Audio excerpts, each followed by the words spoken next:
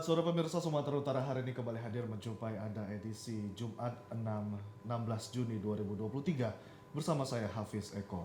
Dan saya Nur Hasanah. Beragam informasi terkini seputar Sumatera Utara telah dirangkum tim redaksi kami untuk Anda dan berikut informasi selengkapnya.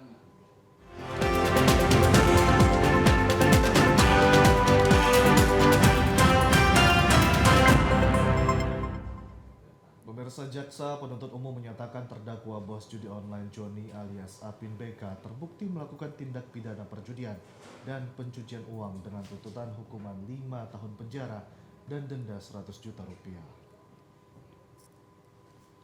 Terdakwa bos judi online Joni alias Apin BK mengikuti persidangan pembacaan tuntutan secara daring di ruang jaksa dari PKU Sumatera Utara Kamis sore. Jaksa Penuntut Umum dalam tuntutannya menyatakan Apin BK terbukti menjalankan perjudian online dan pencucian uang yang dijerat dengan pasal berlapis. Pasal yang dikenakan mulai dari pasal 303 junto pasal 55 KUHP, pasal 27 ayat 2 junto pasal 45 ayat 2 Undang-Undang Nomor 19 tahun 2016 tentang informasi dan transaksi elektronik junto pasal 55 ayat 1 KUHP. Selain itu juga dikenakan pasal 3 dan 4 Undang-Undang Nomor 8 tahun 2010 tentang pencegahan dan pemberantasan tindak pidana pencucian uang. Atas perbuatan terdakwa, Jaksa Penuntut Umum Felix Ginting menuntut terdakwa dengan hukuman 5 tahun penjara dan denda 100 juta rupiah subsidiar 3 bulan kurungan. Selain hukuman tersebut, jaksa juga merampas berbagai aset terdakwa yang merupakan hasil tindak pidana pencucian uang, mulai dari aset kendaraan, bangunan hingga tanah. Penasihat hukum Bornok Simanjuntak menyatakan hukuman yang dituntut jaksa terlalu berat karena kliennya hanya pemilik gedung yang dijadikan lokasi operator judi online. Kami sih mendengar tadi mungkin itu terlalu berat atas perbuatan yang terungkap di dalam persidangan bahwa klien kami hanya orang yang menyewakan tempat.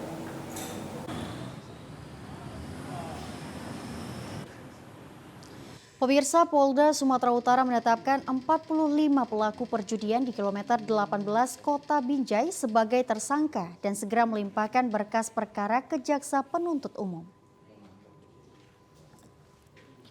45 orang yang ditetapkan tersangka kasus perjudian memiliki peran yang beragam, di mana salah satunya sebagai operator judi dan juga pemain. Sebelumnya, sebuah gudang yang berada di pinggir jalan kilometer 18 Kota Binjai digerebek oleh tim gabungan Polda Sumatera Utara. Gudang yang berada persis di pinggir jalan ini dijadikan tempat perjudian dengan omset mencapai ratusan juta rupiah per harinya. Dalam penggerebekan itu sebanyak lebih dari 70 orang diamankan ke Polda Sumatera Utara. Selain itu petugas juga mengamankan beberapa jenis mesin judi di dalam gudang yang diduga milik ahli OPEC tersebut yang kini menjadi buron. Direktur Reserse Kriminal Umum Kombes Pol Sumaryono mengatakan pihaknya tengah memburu pemilik gudang yang disinyalir masih melarikan diri dan saat ini penyidik sedang melengkapi berkas para pelaku untuk diserahkan ke Jaksa Penuntut Umum. Pertama, kita dari 78 orang yang kita amankan dan kita pilah-pilah, ternyata kita berhasil mengamankan 45 orang sebagai tersangka pelaku judi. Dan dari permainan yang kita amankan itu ada 2, yaitu jenis bakarat dan juga jenis judi dadu samkuan. Dengan beberapa barang bukti, yaitu salah satunya adalah uang senilai 146 juta, juga ada unit rekaman CCTV, termasuk juga peralatan dari permainan alat-alat judi itu sendiri. Untuk pemilik, sebagaimana dia juga sebagai pelaku, maka saat ini keberadaannya masih kita cari dan kita lidik untuk dilakukan pengejaran. Maraknya aksi perjudian dan peredaran narkotika, Polsek Sunggal kembali lakukan penggerebekan di lokasi perjudian dengan mengamankan alat mesin judi, 3 pria dan barang bukti narkotika. Polsek Sunggal kembali lakukan penggerebekan lokasi perjudian di Jalan PDAM Tirtayadi, Gang Musyola, Medan, Sunggal. Mengamankan 3 pria dan barang bukti lainnya seperti mesin judi dan sejumlah narkotika jenis ganja dan sabu. Tidak hanya itu, polisi juga berhasil menemukan barang bukti lainnya seperti timbangan elektrik, alat isap sabu, dan bungkusan paket narkotika. Penggerebekan tersebut dilakukan atas dasar keluhan masyarakat lingkungan wilayah hukum Polsek Sunggal. Mendengar adanya laporan tersebut, polisi bergerak cepat menuju ke lokasi dan menemukan lokasi perjudian dan barang bukti. Penggerebekan lokasi judi tersebut, petugas mendapatkan seorang pria yang mengantongi narkotika jenis sabu. Petugas pun menelusuri lokasi yang tak jauh dari lokasi perjudian tersebut. Polisi berhasil menemukan mesin judi jenis tembak ikan dan mesin jackpot. Polisi kembali menemukan pondok-pondok diduga tempat lokasi dan transaksi narkotika. Kapolsek Sunggal Kompol Chandra Yuda Pranata mengatakan lokasi tersebut sudah sering dilakukan penggerebekan oleh petugas kepolisian. Menanggapi laporan dari warga di gang musola yang mana terdapat aktivitas perjudian. Kita mengamankan 1 buah unit mesin judi ikan, 2 unit jackpot, mesin judi jackpot, kemudian kita mengamankan 4 orang terduga dan juga kita mengamankan beberapa bong sabu-sabu. Dari keempat orang tersebut, 1 orang kita amankan membawa 1 paket sabu-sabu. Kepada masyarakat Sunggal diharapkan tidak takut untuk melaporkan adanya kegiatan-kegiatan yang merusak lingkungan dan mengancam keamanan warga. Polsek Sunggal akan terus melakukan pemberantasan lokasi judi dan peredaran narkotika serta menindak tegas kepada pelaku.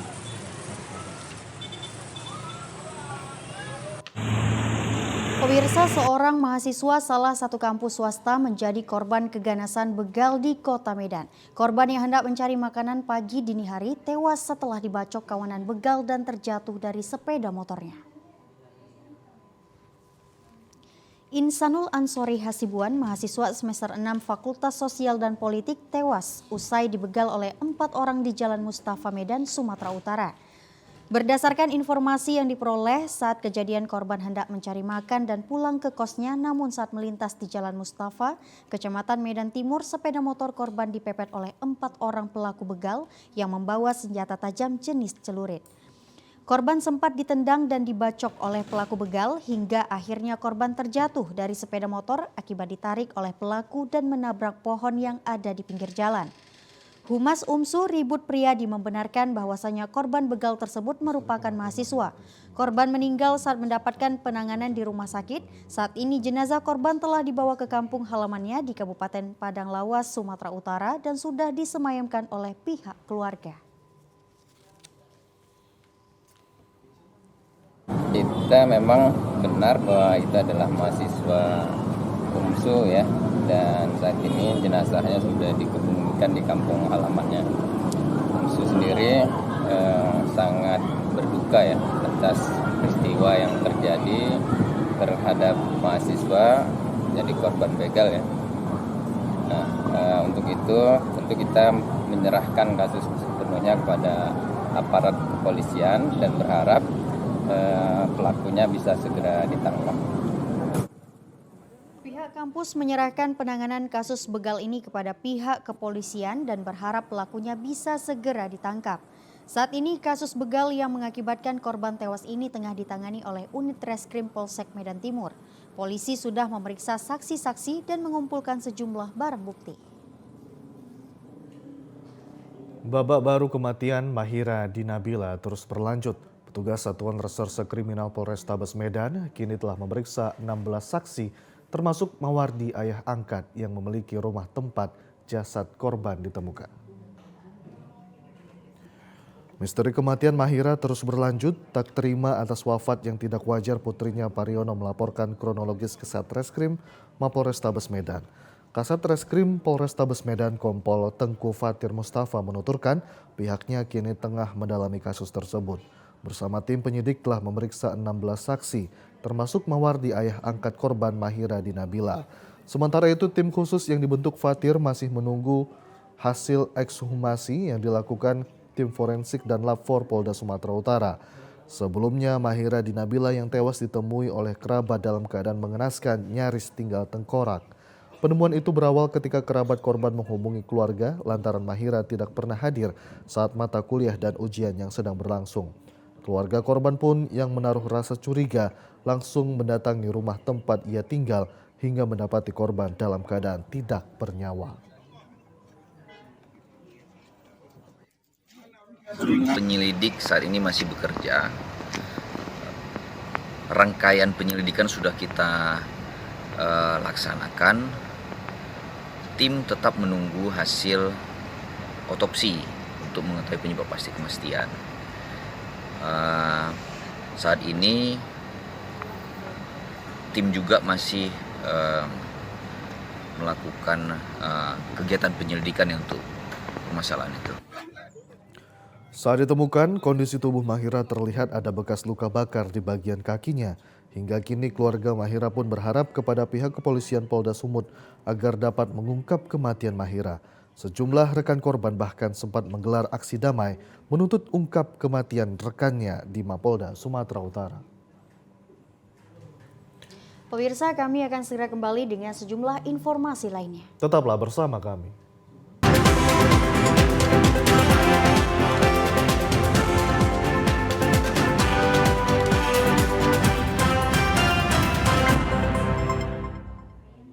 Pemirsa, musim panen padi tahun ini di daerah Kecamatan Porsea, Kabupaten Toba mengalami hasil panen yang kurang memuaskan.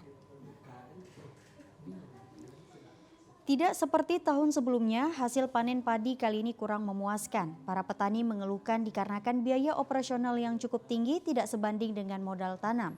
Salah seorang petani, Binar Nadea, mengaku salah satu faktor yang membuat hasil panen padi kali ini kurang memuaskan disebabkan oleh kelangkaan pupuk di pasaran dan juga harga yang begitu tinggi. Selain itu, untuk mendapatkan bantuan pupuk bersubsidi harus melalui kelompok tani yang telah dibentuk di desa mereka. Namun dirinya tidak ikut dalam kelompok tani tersebut, maka harus membeli pupuk dari toko secara pribadi dengan harga hingga jutaan rupiah. Dengan kemampuan daya membeli pupuk yang kurang, hasil panen pun tidak memuaskan seperti tahun lalu, di mana sebelumnya dengan lahan 120 kali 20 meter dapat menghasilkan 160 kaleng padi atau 1.760 kg, akan tetapi tahun ini hanya menghasilkan 110 kaleng padi atau 1.210 kg saja. Binar juga berharap agar pupuk bantuan bersubsidi bukan melalui kelompok tani lagi untuk disalurkan melainkan langsung kepada petani. Begitu juga keberadaan pupuk di pasaran selalu tersedia dengan harga yang normal. Binar juga memohon agar para petani dapat terbantu, pemerintah Kabupaten Toba dapat memberikan perhatian khususnya untuk hal ini dikarenakan penduduk Kabupaten Toba mayoritas berpenghasilan dari pertanian. Memuaskan yang tahun lalu daripada sekarang. Penyebabnya kira-kira apa ini? Maksudnya? Penyebabnya lebih memuaskan tahun lalu dari sekarang kira-kira apa, Pak? Ya karena itulah yang saya bilang itu kurang memuaskan pupuk lagi. Pupuk ya kurang banyak gitu ya? Iya.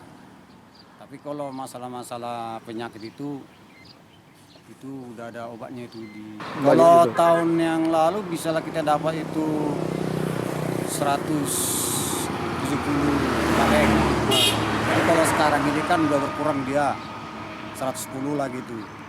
Kilonya?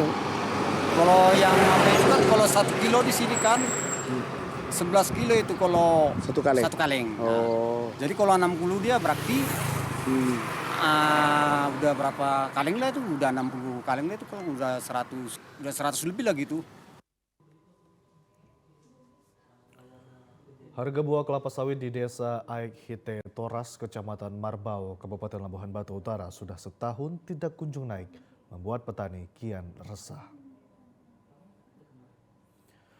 Harga komoditi buah sawit terus mengalami penurunan hingga petani tidak mampu membeli pupuk non-subsidi dengan harga tinggi, sehingga membuat hasil panen kelapa sawit juga turun atau trek. Meskipun harga sawit sempat naik hingga mencapai Rp3.000 per kilogramnya, namun turun mencapai Rp2.000 hingga Rp1.500 per kilogramnya. Salah seorang petani sawit Iswanto mengatakan anjloknya harga buah kelapa sawit membuat ekonomi masyarakat nyaris terpuruk dan berharap agar pemerintah mengatasi persoalan ini hingga kembali normal. Kilonya 1.500. Harga sebelumnya Bang? Sebelumnya mencapai 2.000 Ini berarti ada penurunan ya Bang? penurunannya. Udah berapa lama penurunannya ini Bang? Udah ada satu tahun. Tahun belum ada kenaikan ya Bang? Belum. Jadi dengan turunnya harga saat ini Bang, macam mana ekonomi masyarakat di sini Bang? Menurunlah, susah lah. Apa-apa pupuk mahal, nggak terjangkau lah harga buah sama harga pupuk. Apa harapan Abang pemerintah terkait dengan turun harga sawit ini? Ya kalau bisa ya dinaikkan harga sawit ini seperti biasanya sampai mencapai 3.000. Untuk saat ini petani memilih memanen kelapa sawit sendiri agar hasil penjualan kelapa sawit mencukupi.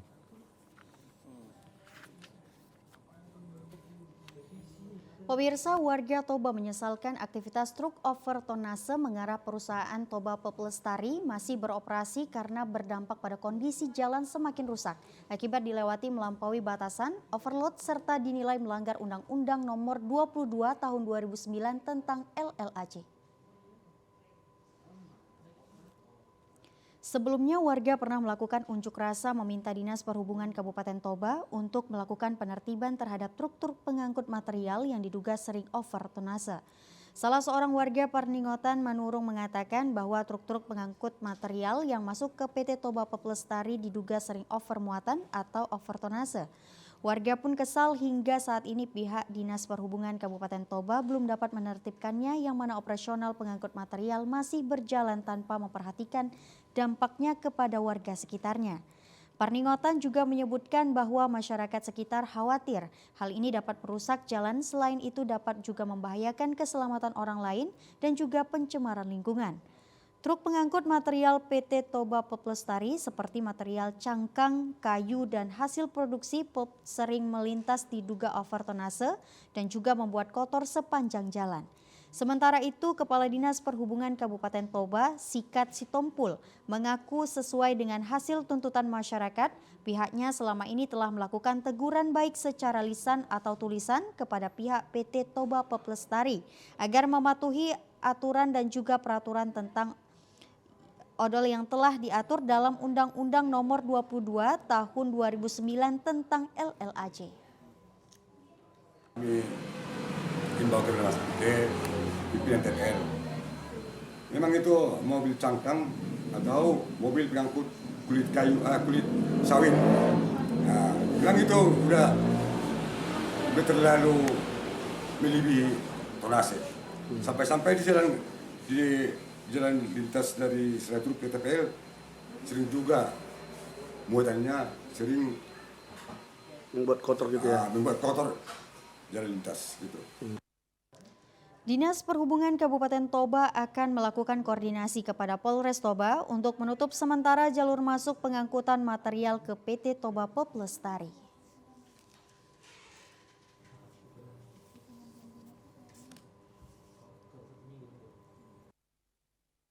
Nah, itu tadi, kalau teguran lisan dan tulisan kita udah layangkan, tapi kena kita regulasi, itu kan yang dilintasi jalan nasional dan jalan provinsi. Sementara itu kan kewenangan Dinas Perhubungan Provinsi. Tapi seperti saya bilang di awal tadi, kita udah koordinasi dengan mereka. Mereka juga akan melakukan razia. Tapi memang saran mereka akan lebih awasi di hulu. Jadi memang kita lihat ada pembangkangan sedikit. Kita mau layangkan juga nanti mungkin surat teguran susulan. Apabila tidak digubris, kita mungkin akan koordinasi dengan Polres untuk menutup sementara jalur mereka.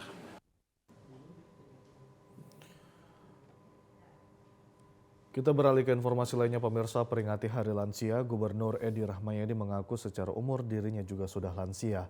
Untuk itu Edi Rahmayadi mengatakan acara peringatan Hari Lansia sangat bagus agar diri kita ingat bahwa sudah lansia dan cepat ingat kepada Yang Maha Kuasa. Demikian disampaikan Gubernur Sumatera Utara Edi Rahmayadi pada peringatan Hari Lansia ke-27 di Aula Tengku Rizal Nurdin, Medan kemarin. Di hadapan ratusan para lansia, Gubernur Edi Rahmayadi berpesan dua hal sebagai sesama lansia, yaitu para orang tua lansia diharapkan jangan terlalu banyak menuntut karena seringkali anak berusaha membahagiakan orang tua, namun orang tua tidak bahagia dengan apa yang diberikan, sehingga bila dipaksakan anak bisa menjadi durhaka kepada kedua orang tua. Yang kedua, Edi berpesan semakin tua seseorang semakin sedikit teman sehingga semakin menyendiri. Untuk itu berbagai kegiatan sebagai kegiatan perbanyak ibadah.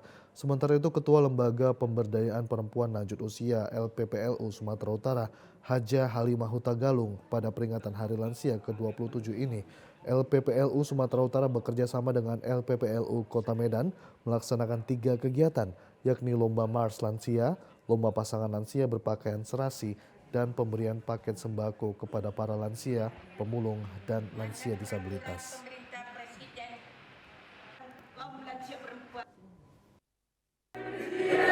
Harapannya tentunya lansia ini semakin diberdayakan ya, karena walaupun usianya sudah 75 sampai 77 tetapi masih berdaya guna bermanfaat.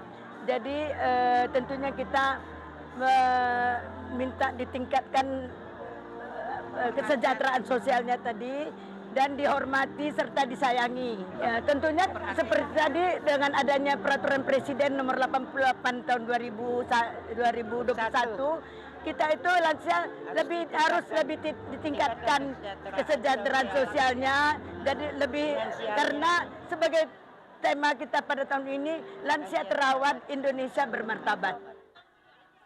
Sementara itu Ketua LPPLU Medan Haja Fahrizar Iskandar Hasibuan berharap pemerintah mensubsidi para lansia wanita pemulung mengingat mereka sudah tua dan anak mereka juga sudah tidak mampu memberikan kesejahteraan.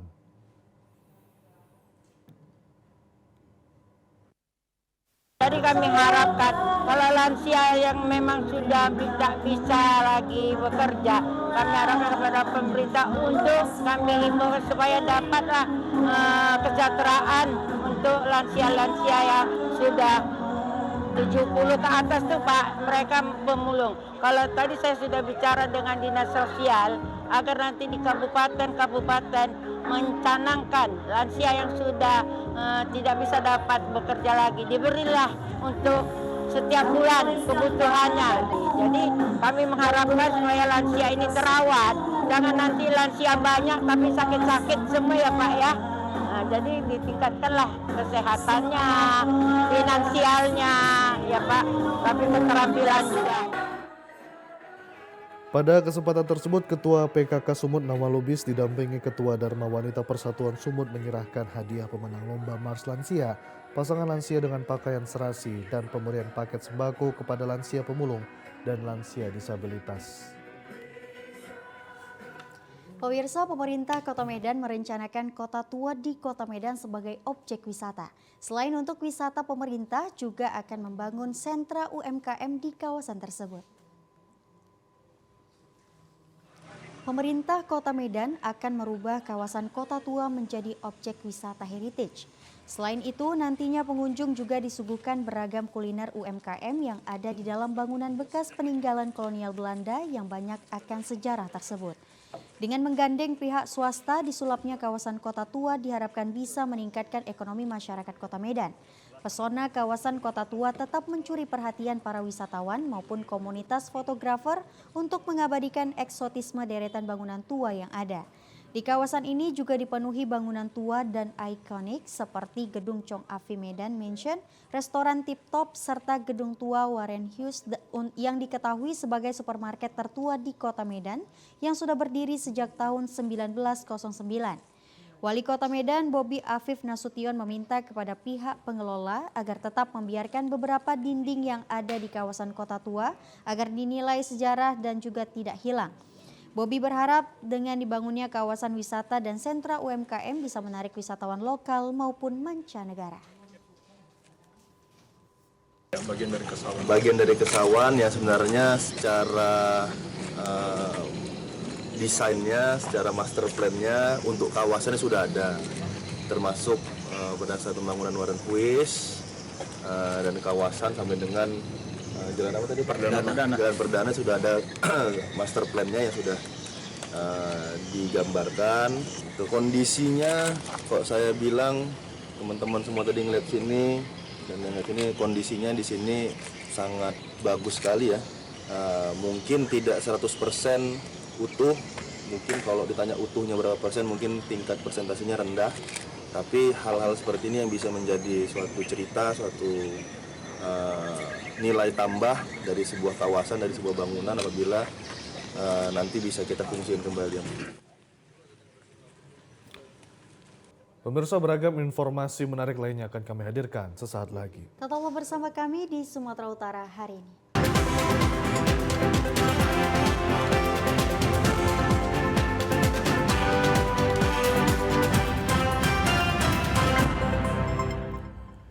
SMA Negeri 1 Tanjung Morawa sebagai salah satu sekolah penggerak di Provinsi Sumatera Utara pada tahun pelajaran 2022-2023 melaksanakan berbagai kegiatan diantaranya tentang wawasan kebangsaan dan pagelaran profil pelajar Pancasila serta panen karya di sekolah ini. Keluarga besar SMA Negeri 1 Tanjung Morawa pada pagelaran acara ini melibatkan siswa kelas 10 dan 11. Acara ini kemarin dibuka Kacabdis Wilayah 1 Dinas Pendidikan Profsu Agus Sinaga. Pada acara ini hadir pejabat sipil, TNI Polri termasuk komite sekolah dan undangan lainnya. Acara yang berlangsung 1 hari ini diisi kata-kata sambutan Ketua Panitia Junior Tensana Ria Napitupulu, Komite Sekolah, Kepala SMA Negeri 1 Tanjung Morawa, Makmur Effendi Sitompul dan Kacabdis Wilayah 1 Dinas Pendidikan Profsu Agus Sinaga. Ketika peninjauan, stand ditandai dengan pengguntingan pita oleh Kacabdis Wilayah 1 Dinas Pendidikan Profsu. Seluruh stand didatangi para undangan sambil menikmati hasil kreasi siswa kelas 10 dan 11. Produk makanan dan minuman termasuk anyaman pembuatan tas dibimbing oleh guru. Kacabdis Wilayah 1 Dinas Pendidikan Profsu Agus Sinaga yang selalu didampingi Kepala SMA Negeri Tanjung Morawa Makmur Effendi Sitompul sangat terkesan dengan stand panen karya profil pelajar Pancasila sekolah ini. Bahkan pada setiap stand selalu dilakukan dialog dengan siswa tentang latar belakang atau motif pemilihan produk makanan dan minuman serta pembuatan tas termasuk bahan yang digunakan. Dikatakan pembuatan produk makanan dan minuman serta produk lainnya kian membuat siswa memahami literasi dan numerasi yang merupakan implementasi kurikulum Merdeka. Pada acara ini dilakukan pertemuan dengan siswa seputar materi tentang wawasan kebangsaan dengan narasumber Kacabdis Wilayah 1 Dinas Pendidikan Provinsi Sumatera Utara Agus Sinaga. Tanjung Morawa sudah melaksanakan kurikulum Merdeka di tahun pelajaran 2022-2023 sehingga kelas 10 yang ada di sekolah ini sudah melaksanakan implementasi kurikulum Merdeka yang tentu dari kurikulum itu dalam rangka membentuk karakter dan soft skill peserta didik melalui sebuah proyek. Saya sangat bangga dan senang karena secara akademisi saya melihat bahwa proyek-proyek tersebut sudah menggambarkan bagaimana proses pembentukan soft skill dan karakter anak di SMA Negeri 1 Tanjung Morawa. Tentu sebagai kepala cabang saya memberikan apresiasi dan penghargaan yang setinggi-tingginya kepada seluruh panitia, warga sekolah yang melaksanakan ini. Sementara itu Kepala SMA Negeri 1 Tanjung Morawa menyatakan acara ini sangat penting dan telah terlaksana dengan baik sesuai dengan yang telah diprogramkan. Kurikulum Merdeka Belajar yaitu harus dia berpatokan kepada proyek profil pelajar Pancasila. Dan ini merupakan juga program dari sekolah di tahun pelajaran 2022-2023. Dan kami kaitkan dengan wawasan kebangsaan, bahwa wawasan kebangsaan ini sangat penting karena generasi-generasi penerus sekarang ini bisa lupa nanti mencintai oleh tanah air dan bangsa negaranya, karena wawasan kebangsaan ini ada 4 pilar bangsa: Pancasila, Undang-Undang Dasar 45, Bhinneka Tunggal Ika, NKRI katanya harga mati. Pemirsa, ribuan orang tua dan siswa pagi tadi menyerbu penerimaan siswa baru di Madrasah Sanawiyah Negeri Kelurahan Rambung, Kecamatan Binjai Selatan, Kota Binjai. Tampak terlihat para orang tua dan juga siswa sangat antusias mengikuti jalannya penerimaan siswa baru di Madrasah Sanawiyah Negeri Kota Binjai. Meski harus mengantri dan berdesakan, para orang tua tetap optimis demi melanjutkan pendidikan sang buah hati ke sekolah Islami yang nantinya diharapkan mampu memperbaiki akhlak dan juga tingkah laku sang anak menjadi lebih baik. Padatnya para pelamar yang akan menikmati pendidikan di sekolah Madrasah Sanawiyah ini tentunya harus membuat pihak sekolah berkomitmen bertugas ekstra ketat. Tingginya peminat Madrasah Sanawiyah Negeri ini membuat pihak sekolah harus menyiapkan 2 gedung sekolah terpisah karena lokasi sekolah yang tidak memadai. Apabila jumlah siswa yang ditamatkan tidak sesuai dengan penerimaan siswa baru, rencananya akan menerapkan sistem seleksi agar para peserta didik tidak kecewa. Pembantu Kepala Sekolah Sabar Tinjulu mengatakan, sesuai dengan arahan dari Kementerian Agama, PPDB dilaksanakan selama 3 hari, mulai dari tanggal 12 hingga 15 Juni mendatang, dengan harapan semua pendaftar dapat diterima sesuai dengan persyaratan yang ditentukan. Ya, hari ini kita mulai penerimaan siswa baru di MTSN Bendie tahun pelajaran 2023-2024. Kita semua pendaftar dapat diterima sesuai dengan persyaratan yang kita diterima berkasnya sesuai dengan persyaratan yang ditentukan. Dan kalau melebihi nanti kuota, maka kita lakukan seleksi untuk mendapatkan hasil yang diharapkan oleh madrasah. Usai melakukan pendaftaran, para orang tua diberikan kartu ujian dan akan dilakukan seleksi pada tanggal 19 Juni mendatang demi terciptanya suasana kondusif dan transparan dalam hal penerimaan siswa baru di Madrasah Sanawiyah. Ekonomi, seorang balita mengidap penyakit tergolong langka terpaksa mengungsi dan menumpang hidupnya kepada pamannya dalam kondisi sakit yang berharap bantuan dermawan untuk kesembuhan. Layaknya balita normal, Ismail yang berusia 2 tahun 6 bulan ini bermain tanpa mengeluh sakit yang dideritanya hidup berdampingan di rumah pamannya Jalan Masjid Gang Pribadi Helvetia, Sunggal, Deli Serdang. Anak dari pasangan Suyanto dan Aprilia ini lahir dan tinggal di Kabupaten Langkat. Terjepit ekonomi, Aprilia membawa Ismail menumpang hidup ke rumah pamannya di Helvetia. Sejak lahir, kondisi Ismail tergolong lemah dan kerap sakit.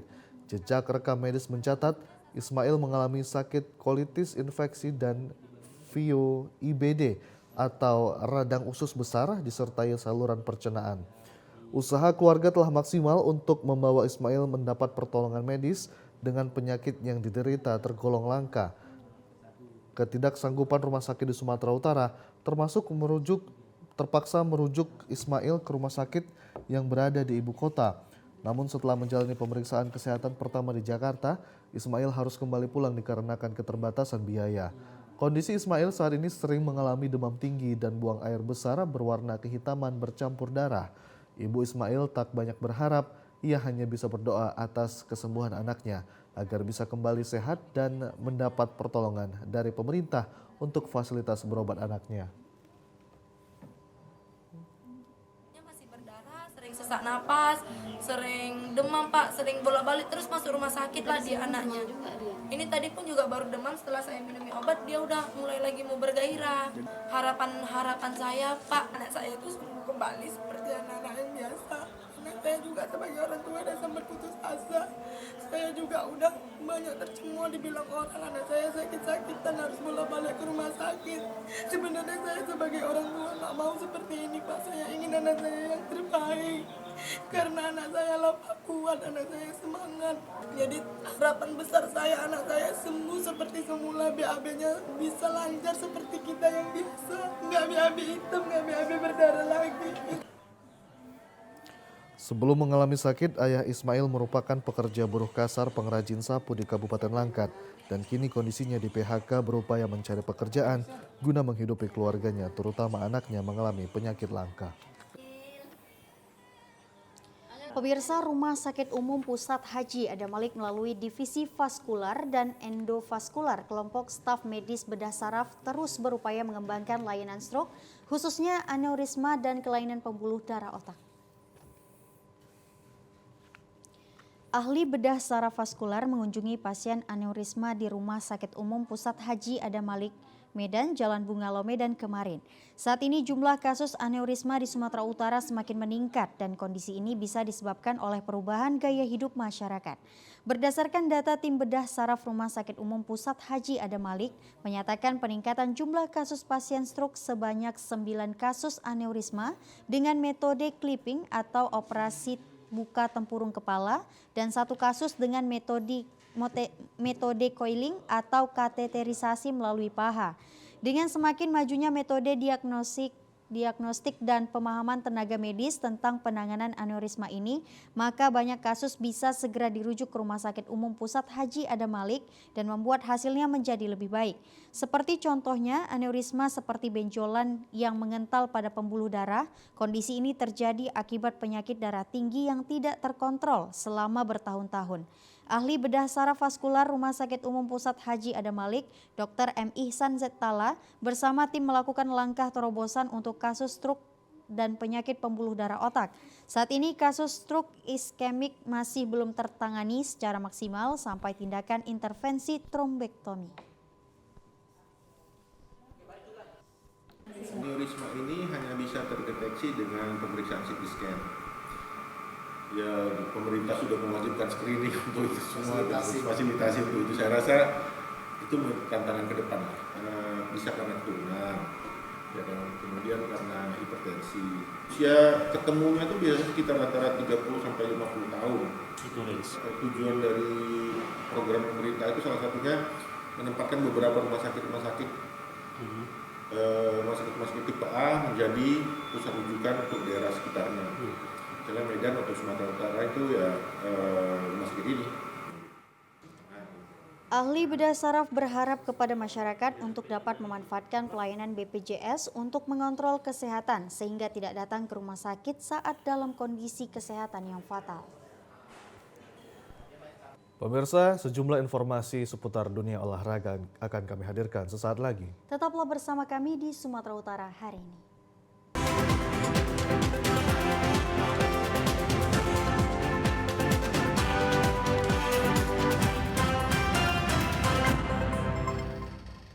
Dalam rangka menyambut HUT Bayangkara ke-77, Polres Serdang Bedagai melaksanakan turnamen badminton dengan memperebutkan Piala Kapolres Cup yang diharapkan dapat melahirkan bibit atlet berprestasi di tingkat nasional.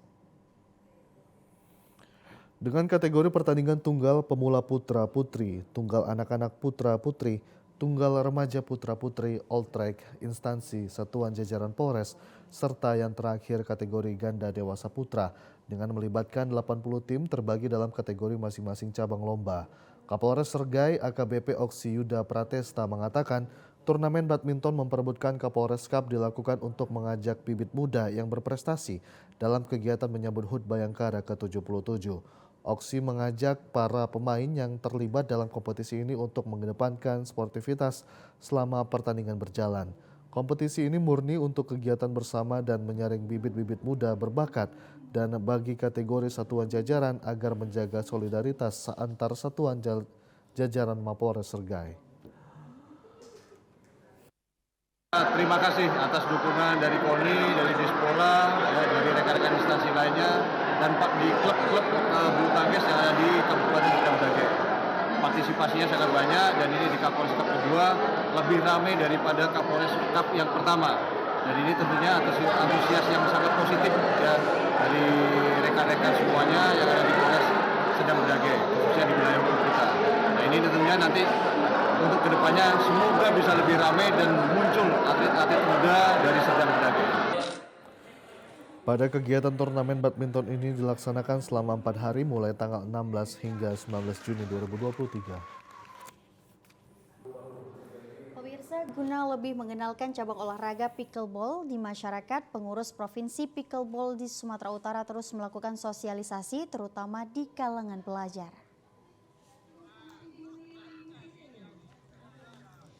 Upaya tersebut mendapat sambutan positif oleh pemerintah Provinsi Sumatera Utara dan harus didukung penuh guna menciptakan atlet terbaik mengharumkan Sumatera Utara. Olahraga pickleball merupakan cabang olahraga baru di Indonesia, di mana keberadaannya sudah masuk menjadi anggota Komite Olahraga Nasional Indonesia termasuk KONI Sumatera Utara. Pickleball merupakan olahraga yang berasal dari negara Amerika, sudah dipertandingkan di pentas internasional yang pada gelaran PON 2024 mendatang merupakan masuk pada pertandingan eksebisi. Olahraga pickleball yang hampir sama dengan cabang olahraga tenis lapangan sangat mudah dilakukan oleh semua kalangan, serta tidak membutuhkan lapangan yang luas serta berbiaya murah. Kadis Pendidikan Sumatera Utara, Asren Nasution menyambut baik sosialisasi cabang olahraga yang memiliki semboyan ease and fun atau santai dan juga menyenangkan. Olahraga pickleball akan menjadi salah satu cabang olahraga wajib di sekolah menengah atas. Kepala sekolah bersama guru olahraga khususnya dapat bersinergi dalam upaya menciptakan pelajar berprestasi nasional di bidang olahraga.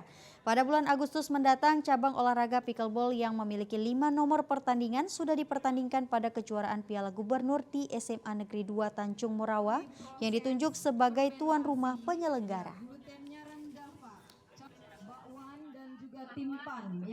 Pertama, sebagai kepala desa saya menyampaikan apresiasi kepada kepala sekolah dan seluruh guru dan siswa-siswa SMA Negeri 2 Tanjung Morawa. Kami hadir di sini dengan beberapa kepala sekolah untuk melaksanakan kegiatan yang saya pikir perlu untuk kita dukung. Ada kegiatan pickle yang insya Allah akan kita sosialisasikan di lingkungan sekolah SMA, SMK, SMK di jajaran pendidikan Sumatera Utara, karena ini salah satu olahraga baru yang akan diikutsertakan eksibisi pada PON tahun 2020.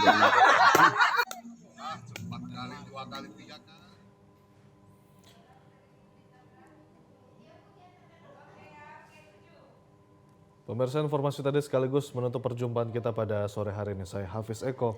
Dan saya Nur Hasanah. Selamat sore dan sampai jumpa.